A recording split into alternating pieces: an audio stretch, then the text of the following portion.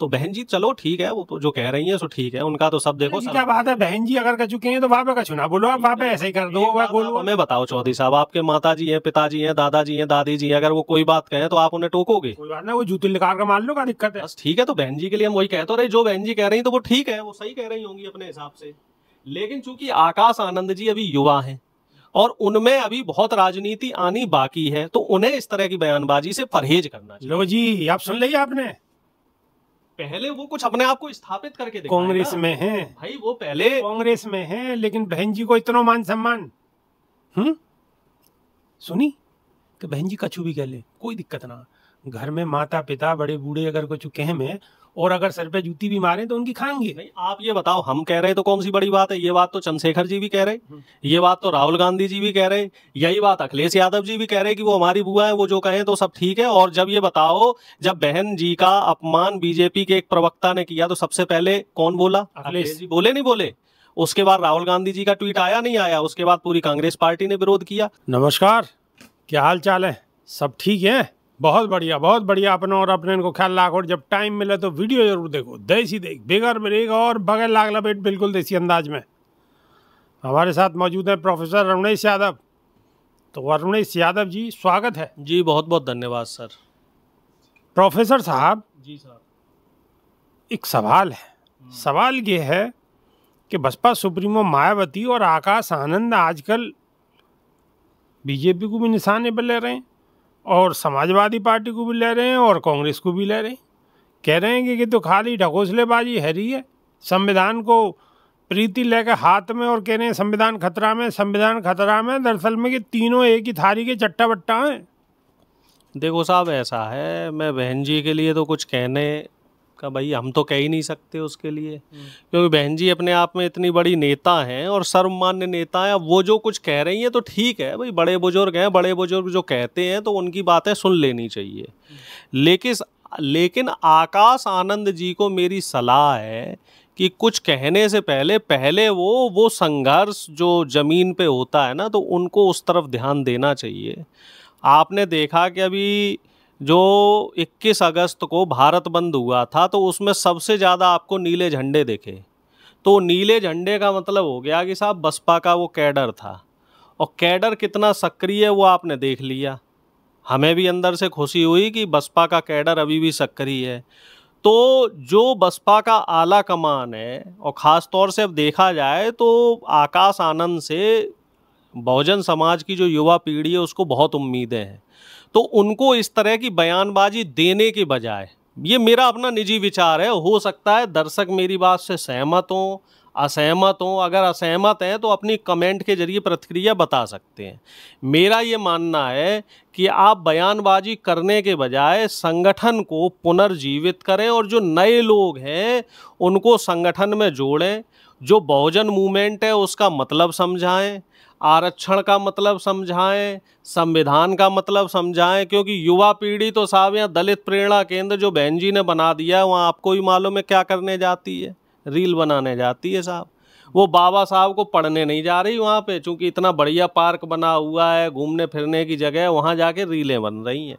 तो उन युवाओं को आप जोड़िए, जिससे कि युवा बीजेपी का जो स्लीपर सेल ना बन पाए। वो युवा हमारा जो है बीजेपी का स्लीपर सेल बन के हिंदू बना हुआ है, हिंदू मुस्लिम के वो दंगों में लगा रहता है, शोभा यात्राएं निकालने में लगा रहता है, झंडे फहराने में लगा रहता है, पढ़ाई लिखाई नहीं कर रहा। मतलब आप क्या कहना चाह रहे हो कि जो बहुजन समाज के लोग हैं वो यार लफड़े में फंसे हुए हैं? लफड़े में फंसे हैं साहब, मैं बिल्कुल सही कह रहा हूँ। पढ़ाई लिखाई की तरफ ध्यान नहीं दे रहे हैं। और जिस बात को मान्यवर कांसीराम ने कहा, बाबा साहब भीमराव अम्बेडकर ने कहा, बहन मायावती जी ने कहा, और तमाम बहुजन नेता कह गए हैं कि शिक्षा वो शेरनी का दूध है, जो पिएगा वो दहाड़ेगा। और इकट्ठे हो जाओ, यानी कि संगठित हो जाओ, सशक्त हो जाओ और सुशिक्षित हो जाओ। तो वो जो बहुजन मूवमेंट है उसकी तरफ से अब आकाश आनंद जी की जिम्मेदारी है, क्योंकि कहीं ना कहीं जो चंद्रशेखर जी हैं उनके अंदर वो सारी चीज़ें नहीं हैं। उनकी राजनीति करने का तरीका अलग है, वो आंदोलन की राजनीति करते हैं, क्योंकि आंदोलन भी ज़रूरी है। लेकिन जो एक बाम सेफ कैडर का जो काम था, एजुकेशन के जरिए सबको संगठित करने का, अपने हक हकूक़ का किताब और कलम के जरिए जो लड़ने का, तो वो कहीं ना कहीं पिछड़ रहा है उसमें ये बहुजन मूवमेंट। तो बहन जी चलो ठीक है, वो तो जो कह रही हैं सो ठीक है, उनका तो सब देखो जी क्या बात है, बहन जी अगर कर चुके हैं तो वहाँ का चुना बोलो, आप वहाँ पे ऐसे ही कर दो, वह गोल गोल। हमें बताओ चौधरी साहब, आपके माता जी हैं, पिताजी हैं, दादाजी हैं, दादी जी हैं, अगर वो कोई बात कहें तो आप उन्हें टोकोगे? कोई बात ना, वो जूते निकाल कर मार लो, क्या दिक्कत है? बस ठीक है, तो बहन जी के लिए हम वही कह तो रहे, जो बहन जी कह रही तो वो ठीक है, वो सही कह रही होंगी अपने हिसाब से। लेकिन चूंकि आकाश आनंद जी अभी युवा हैं और उनमें अभी बहुत राजनीति आनी बाकी है, तो उन्हें इस तरह की बयानबाजी से परहेज करना चाहिए। लो जी, आप सुन लिया आपने, पहले वो कुछ अपने आप को स्थापित करके दिखाएं कांग्रेस ना। में हैं भाई वो पहले कांग्रेस में हैं, लेकिन बहन जी को इतना मान सम्मान। सुनी कि बहन जी कछु भी कह ले, कोई दिक्कत ना। घर में माता पिता बड़े बूढ़े अगर कुछ कहे में, और अगर सर पे जूती भी मारे तो उनकी खाएंगे। नहीं, आप ये बताओ, हम कह रहे तो कौन सी बड़ी बात है? ये बात तो चंद्रशेखर जी भी कह रहे, ये बात तो राहुल गांधी जी भी कह रहे, यही बात अखिलेश यादव जी भी कह रहे कि वो हमारी बुआ है, वो जो कहें तो सब ठीक है। और जब ये बताओ, जब बहन जी का अपमान बीजेपी के एक प्रवक्ता ने किया तो सबसे पहले कौन बोला? अखिलेश जी बोले, नहीं बोले? उसके बाद राहुल गांधी जी का ट्वीट आया, नहीं आया? उसके बाद पूरी कांग्रेस पार्टी ने विरोध किया। तो ये चीज़ अंडरस्टूड है, आप सभी दर्शक किसी भी बहकावे में ना आए। बहन जी बहुजन समाज की निर्विवाद रूप से सबसे बड़ी नेता हैं और उनका पूरा सम्मान है। जब ये बताइए चंद्रशेखर जी, अखिलेश यादव जी और राहुल गांधी जी उनका सम्मान करते हैं, तो हम आप जैसे लोग हैं ही क्या?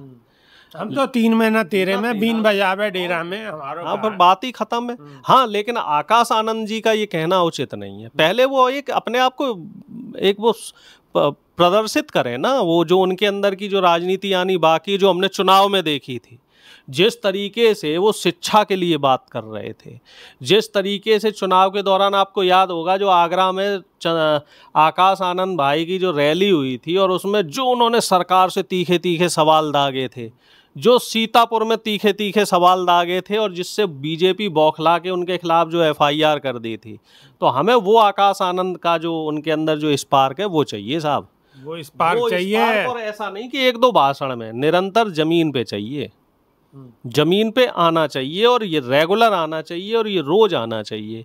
उसके बाद आप बोलो तो हम सुनेंगे। लो जी, रोज आना चाहिए, रेगुलर आना चाहिए, और जब बोलोगे तो सुनेंगे।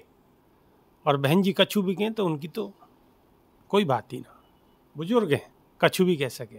हाँ बिल्कुल सही बात है। अब बुजुर्ग नेता कुछ भी कहे उसके 100 गुना माफ़ है।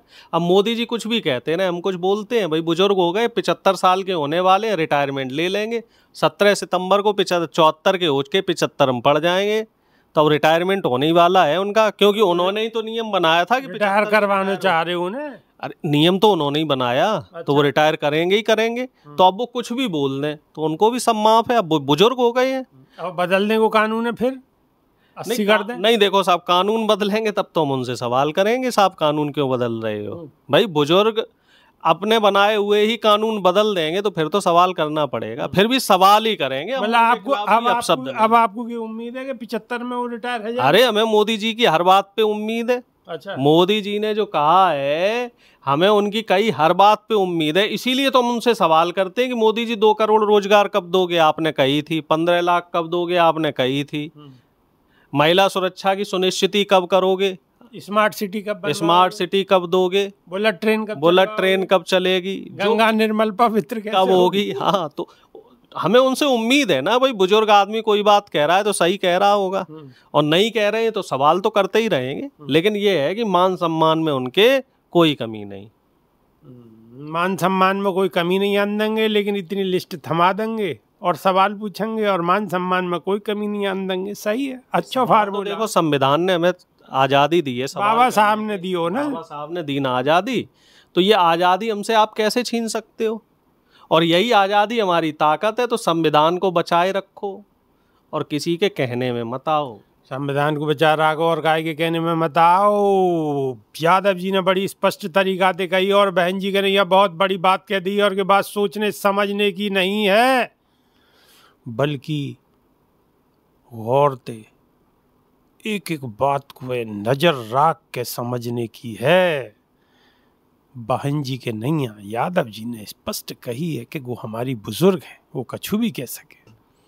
उनके नैया 100 खून माफ एक तरीका थे, या भी कही जा सके। तो बड़ी बात कही है।